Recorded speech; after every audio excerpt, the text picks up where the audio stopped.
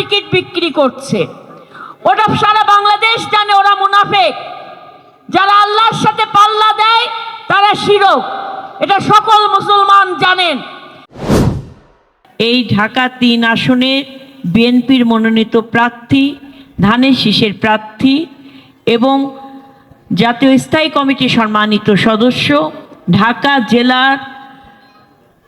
ঢাকা জেলার ভিতর যিনি একজনই জীবনের সর্বোচ্চ ঝুঁকি নিয়ে ফ্যাসিবাদ স্বৈরাচার আন্দোলনে যিনি রাজপথে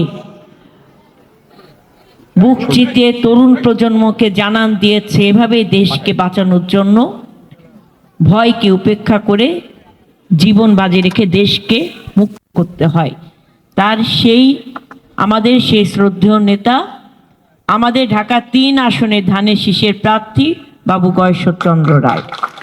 উপস্থিত আমার থানা বিএনপির সম্মানিত সাধারণ সম্পাদক মোজাদ্দেদ আলী বাবু, উপস্থিত আছেন আমাদের থানা বিএনপির সম্মানিত সদস্য জনাব নফরুল ইসলাম আওয়াল সাহেব সহ এই ১ নম্বর মোস্তফা সাহেব সহ আমাদের এই ১ নম্বর ওয়ার্ড ২, ৩ এই সকল পর্যায়ে বিএনপি অঙ্গ সহযোগী সংগঠনের নেতৃবৃন্দ। আমি শুধু আপনাদেরকে একটা কথা বলবো, আমাদের আবেগের জায়গাটা অবশ্যই আছে। আমাদের আজকে যাকে কেন্দ্র করে আমরা এই অনুষ্ঠানে আয়োজনে উপস্থিত হয়েছে একটা দোয়া মাহফিল। তিনি বাংলাদেশের গণমানুষের অধিকার প্রতিষ্ঠার জন্য, মানুষের ভোটাধিকার প্রতিষ্ঠার জন্য, মানুষের বাক স্বাধীনতা, দেশের সুশাসন প্রতিষ্ঠার জন্য যিনি আপোষহীন থেকেছিলেন দেশ এবং জনগণের পক্ষে, যিনি বলেছেন দেশের বাইরে আমার কোনো ঠিকানা নাই, যে নেত্রী আমাদের মধ্যে চেতনা জুগিয়েছেন, সাহস জুগিয়েছেন, সংগ্রামী হতে হয় সেই পথ দেখিয়েছেন তার এক স্লোগানের মাধ্যমে, দেশ বাঁচাও মানুষ বাঁচাও। আজকে আমাদের নেত্রী আমাদের ছেড়ে পৃথিবীর মায়া ছেড়ে চলে গিয়েছেন, কিন্তু তার দেখানো পথ, সেই পথ আমরা অনুসরণ করছি, তারই রেখে যারা এই বাংলাদেশ জাতীয়তাবাদী দল এবং তারই সুযোগ্য সন্তান দেশনায়ক জনাব তারেক রহমানের নেতৃত্বে। আজকে আমাদের সকলকে মনে রাখতে হবে, ধানের শীষ শহীদ প্রেসিডেন্ট জিয়াউর রহমানের, ধানের শীষ দেশনেত্রী বেগম খালেদা জিয়ার, ধানের শীষ আগামী দিনের রাষ্ট্রনায়ক জনাব তারেক রহমানের। এই ধানের শীষ এই ঢাকা ৩ আসনের গণমানুষের অধিকার প্রতিষ্ঠা, গণমানুষের পক্ষে সুশাসন প্রতিষ্ঠা, অন্যায়ের বিরুদ্ধে ন্যায় প্রতিষ্ঠা, অসত্যের বিরুদ্ধে সত্যের প্রতিষ্ঠা, সন্ত্রাসের বিরুদ্ধে আমাদের নিরাপদ কেরানীগঞ্জ গড়ার যে প্রতিষ্ঠায় ধানের শীষের প্রার্থী বাবু গয়েশ্বরচন্দ্র রায়কে আমাদের বিপুল ভোটে বিজয়ী করতে হবে। আমাদের মাথায় রাখতে হবে, আমরা যেন কেউ ওভার কনফিডেন্সে যেন কেউ দৌড়ানো যেন ভুলে না যায়। আমরা যেন আমাদের ব্যক্তিগত কাজকে উপেক্ষা করে দেশ রক্ষার জন্য, ধানের শীষকে রক্ষা করার জন্য বাবু গয়েশ্বরচন্দ্র রায়ের পক্ষে ঘরে ঘরে মানুষের কাছে আমরা আমাদের সালাম পৌঁছে দিই। আজকে আমার মায়ের মৃত্যুবার্ষিকী, আমি আমার মায়ের মৃত্যুবার্ষিকীতে উপস্থিত হতে পারিনি, মাগুরায় যেতে পারি নাই। কেন? কারণ আমার সবচেয়ে বড় দায়িত্ব এই ধানের শীষের বিজয় নিশ্চিত করা, দেশ রক্ষা করা, সমাজটাকে রক্ষা করা।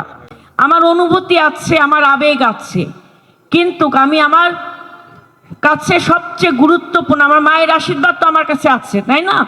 আপনাদের সবার দোয়া আছে, কিন্তু আমরা যদি নিজের ব্যক্তিগত কাজ, নিজেদের ঘরের কাজটা একটু রেখে, চাপিয়ে রেখে, আবেগটাকে একটু চাপিয়ে রেখে দেশ রক্ষার জন্য, দেশনেত্রী বেগম খালেদা জিয়ার স্বপ্ন পূরণের জন্য আমাদের নেতা বাবু গয়েশ্বরচন্দ্র রায়কে যদি আমরা বিজয়ী করতে পারি, আমরা তারেক রহমানকে একটা আসন উপহার দেওয়া মানে তার হাতকে শক্তিশালী করা।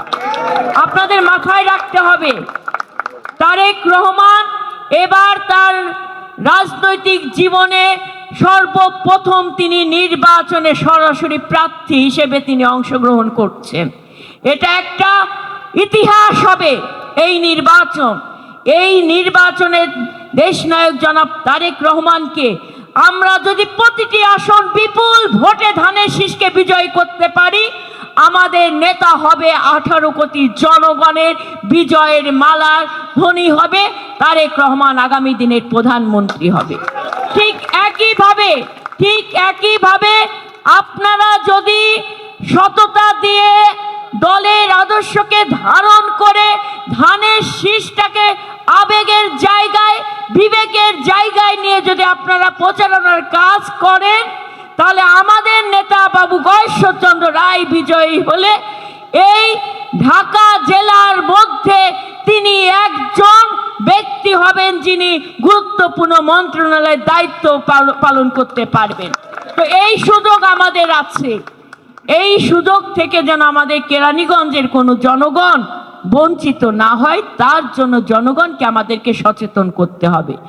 একটা গ্রুপ জান্নাতের টিকিট বিক্রি করছে, ওটা সারা বাংলাদেশ জানে ওরা মুনাফেক। যারা আল্লাহর সাথে পাল্লা দেয় তারা শিরক, এটা সকল মুসলমান জানেন। তাই আমি আপনাদেরকে বলবো, ওরা কি করলো আমাদের দেখার দরকার নাই। তাদের প্রচারণায় কেউ বাধা তৈরি করবেন না। আপনারা আপনাদের ফজরের নামাজ পড়ে জনগণের কাছে যে আপনারা ভোট চাবেন, হাতে ধরবেন, পায়ে ধরবেন, সালাম দিবেন। আপনারা কেউ যেন আপনাদের আচার আচরণে আমাদের জনগণ যেন কোনোভাবে কষ্ট না পায় সেই দিকটা আপনারা বিবেচনা করবেন। এবং ভোট কেন্দ্রে ভোরে অবস্থান নেবেন, ভোট গুণে বিজয় মালা নিশ্চিত করে তারপর আমরা ভোট কেন্দ্র থেকে বের হব। এবারে যুদ্ধটা হবে দেশ রক্ষার যুদ্ধ, রাজাকারের বিরুদ্ধে জাতীয়তাবাদী শক্তির যুদ্ধ হবে গণমানুষের বিজয়ের মাধ্যমে।